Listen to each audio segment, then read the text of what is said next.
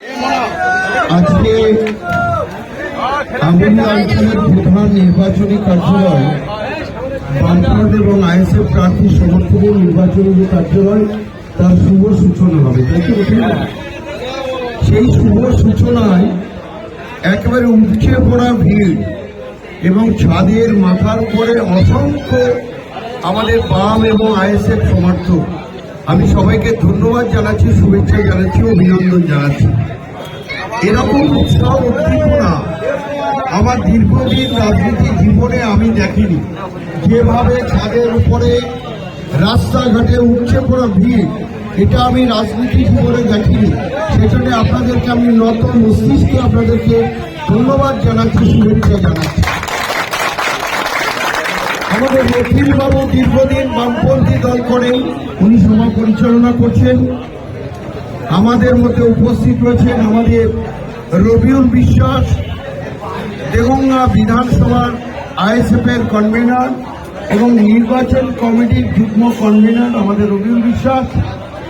আমাদের মধ্যে উপস্থিত রয়েছেন আমাদের আর এক রবিউল ইসলাম বেড়াচাপ 1 নম্বর অঞ্চলের আইএসএফ এর সভাপতি, আমাদের ছাত্র নেতা রুহুল আমিন, আমাদের মিজানুর, আমাদের অন্যান্য সকলে আছেন এবং সর্বোপরি আপনারা আছেন।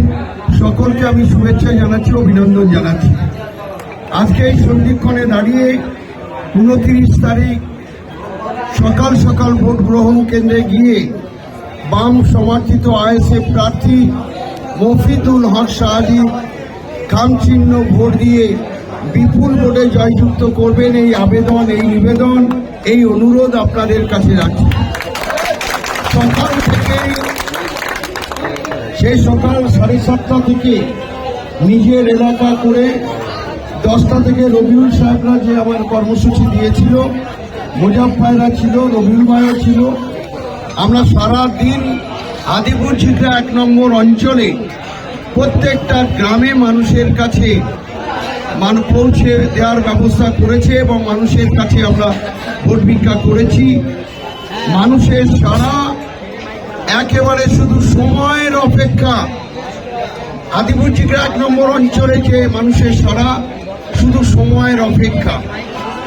আমরা তারপরে পাথরঘাটে একটা কর্মী সভা, সেখানেও উপচে পড়া ভিড়। আবার সেখান থেকে এখানে এসছি, আবার খালাটি সুবর্ণপুরে আমাদের যেতে হবে। তারপরে আমার সহায় এলাকায় আর একটা সভা করে তারপরে আবার মূল কার্যালয়ে বসবো সাধারণ মানুষের জন্য কথা শোনার জন্য। আমি আপনাদের কাছে একটা কথা বলে রাখি,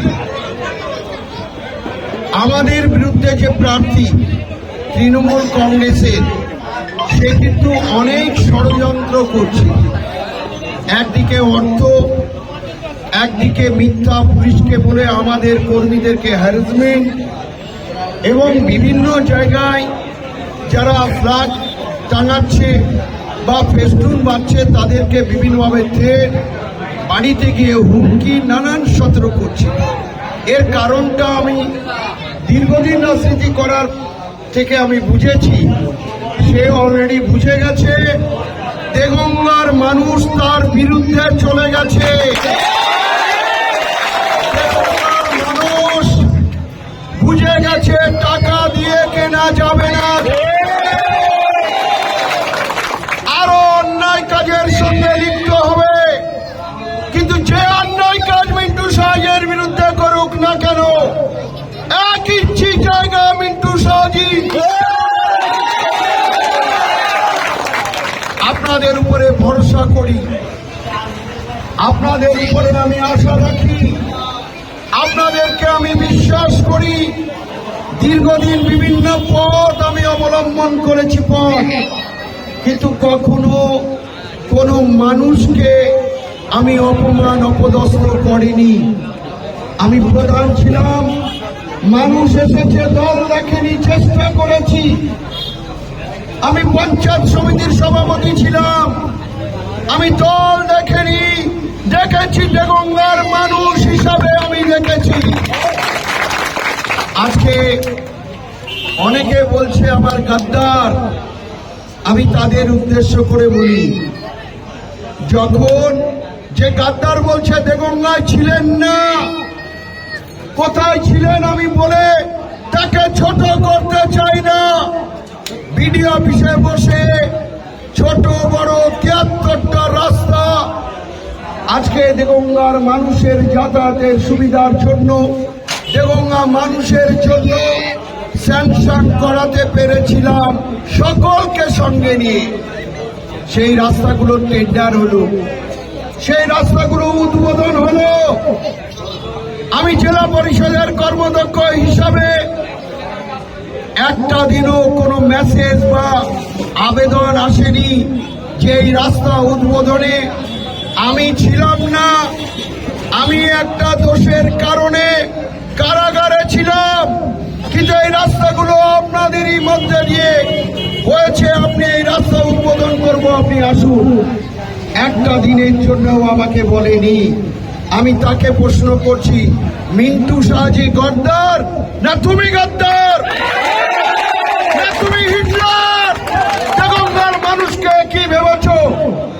দেগঙ্গার মানুষের কণ্ঠ রোধ করার চেষ্টা হচ্ছে। বারে বারে আমি দেখেছি কোথাও কোনো কর্মীকে হ্যারাসমেন্ট করার জন্য পুলিশ পাঠিয়ে দিচ্ছে, কোন কর্মীকে হেনস্থা করার জন্য বাহিক বাহিনী পাঠিয়ে দিচ্ছে। দেগঙ্গার মানুষ কিন্তু প্রস্তুত হয়ে আছে। 2016 সালের আগে আপনারা বুকে হাত দিয়ে বলুন দেগঙ্গায় এই প্রেক্ষাপট ছিল, বুকে হাত দিয়ে বলুন। কিন্তু 16 সালের পরে দেগঙ্গায় একটা উদ্ভূত পরিস্থিতি তৈরি হয়েছে। রথিন বাবুরা জানে, একটা দল করত, আমিও একটা দল করতাম, কিন্তু কোনদিন হিংসার পথ অবলম্বন করেনি। হাতের 5টা আঙুল, কেউ হয়তো অন্যায় কাজ করেছে, কিন্তু আমরা ঘরে বসে, আমি দ্ব্যর্থ ভাষায় বলেছি, অন্যায় কাজের সাথ মিন্টু শাহজি কখনো কাউকে দেবে না। দেগঙ্গার মানুষেরকে এমন কোনো কাজ করব না তাদের পরিবারের চোখের জল পড়ে। আমি আপনাদেরকে উপরে বিশ্বাস করি। আমি আমার বক্তব্য দীর্ঘায়ু করব না, শুধু এটুকু বলতে পারি আপনাদের কাছে, আপনাদের সঙ্গে যেভাবে ছিলাম আছি, ভবিষ্যতেও থাকবো। এবং সময়ের অপেক্ষায় আপনারা অন্যায়ের কাছে মাথা নত করবেন না। অনেক চক্রান্ত হবে, অনেক ষড়যন্ত্র হবে, তার কাছে আপনারা মাথা নত করবেন না। আমরা দুর্নীতি মুক্ত দেগঙ্গা করার জন্য, দেগঙ্গা মানুষের উপরে ভরসা করে আমরা আমাদের এই পথ চলা। আমরা যে কোনো মূল্যে দেগঙ্গা দুর্নীতি মুক্ত করব করব করব ইনশাআল্লাহ। আমরা যে কোনো মূল্যে যে দেগঙ্গার মানুষের উপরে সন্ত্রাস কবলিত হয়, সেই সন্ত্রাস দেগঙ্গা থেকে মুক্ত করব। দেগঙ্গায় যে কোনো মূল্যে আমরা শান্তি ফেরাবো, শান্তি ফেরাবো, শান্তি ফেরাবো। এটুকু বলে আপনারা যেভাবে আমাকে এত মানুষের উৎসাহ উদ্দীপনা, আমার মনে হচ্ছে দীর্ঘদিন রাজনীতির প্রেক্ষাপটে দাঁড়িয়ে মানুষ মুখে আছে 29 তারিখে, মানুষ মুখে আছে 29 তারিখে। শুধু সময়ের অপেক্ষায় আপনারা নিজেদের বুক আঁকড়ে রাখুন। 26 তারিখ, 27 তারিখ, 28 তারিখ আপনারা বুথগুলো আঁকড়ে রেখে 29 তারিখে মা বোনদেরকে লাইনে দাঁড় করিয়ে দিন। আমার বিশ্বাস দেগঙ্গার মানুষের মুখের ভাষা, দেগঙ্গা মানুষের উৎসাহ, দেগঙ্গা মানুষের উদ্দীপনা একেবারে সেই কদমগাছি থেকে কলসুর আমি দেখেছি। শুধু সময়ের অপেক্ষায় জিত আমাদের হয়ে গেছে। মাথা ঠান্ডা করে রাখতে হবে। বিভিন্ন ভাবে ট্যাপ করার চেষ্টা করছে। আমরা আজকে কয়েকটা জায়গায় গেছিলাম, বাচ্চা বাচ্চা ছেলেদের দিয়ে স্লোগান দিচ্ছে জয় বাংলা, জয় বাংলা। এটা কি কোনো সংস্কৃতি বলে? একটা রাজনৈতিক দলের গণতান্ত্রিক উপায়ে ভোট চাওয়ার অধিকার প্রত্যেকটা প্রার্থীর আছে। একটা নির্দল ক্যান্ডিডেটেরও মানুষের কাছে যাওয়ার অধিকার আছে, ভোট ভিক্ষা করার অধিকার আছে। কিন্তু এভাবে বাচ্চা বাচ্চা ছেলেদেরকে দিয়ে একটা এলাকায় অশান্তি করার চেষ্টা করছে। আপনারা সেই ষড়যন্ত্রে পা ফেলবেন না, সেই ট্যাপে আপনারা পা ফেলবেন না। তার কারণ কোন ঝামেলায় জড়িয়ে দিয়ে একটা বুথের একটা সক্রিয় কর্মীকে কেসে ফাঁসিয়ে দিয়ে পুলিশ দিয়ে অ্যারেস্ট করিয়ে সেই বুথগুলো ফাঁকা করতে চাইছে। ওদের ওই ট্যাপে আপনারা পা দেবেন না, দেবেন না, দেবেন না। একটা ঝান্ডা কাটিয়ে, একটা ফ্লাইট লাগিয়ে, একটা দেওয়াল লিখে যেতে যায় না। মানুষের মনে নওশাদ ভাইজানের খাম চিহ্নের প্রতীক অন্তরে গেঁথে ফেলেছে। ওই ফ্ল্যাগ টাঙিয়ে, ফ্লেক্সের মেশিন লাগিয়ে অনেক ফ্লেক্স দিচ্ছে, আমরা আপনাদের কাছে ফ্লেক্স দিতে পারছি না, আপনাদের কাছে আমরা ফ্ল্যাগ দিতে পারছি না। তার কারণ কোন অন্যায় ভাবে টাকা উপার্জন করে রাখেনি মিন্টু শাহজি। আমাদের কর্মীরা যেটুকু করছে তাদের গাঠের পয়সা দিয়ে করছে।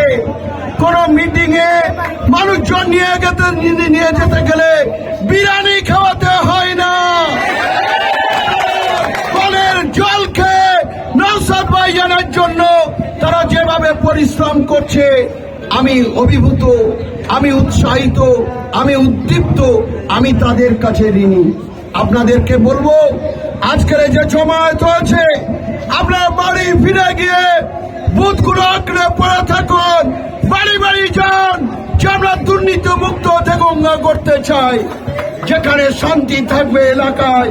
আমার মা বোনেরা ডাল ভাত খেয়ে নিদান সুখের ঘুম ঘুমাবে, পরের দিন আবার কাজে যাবে।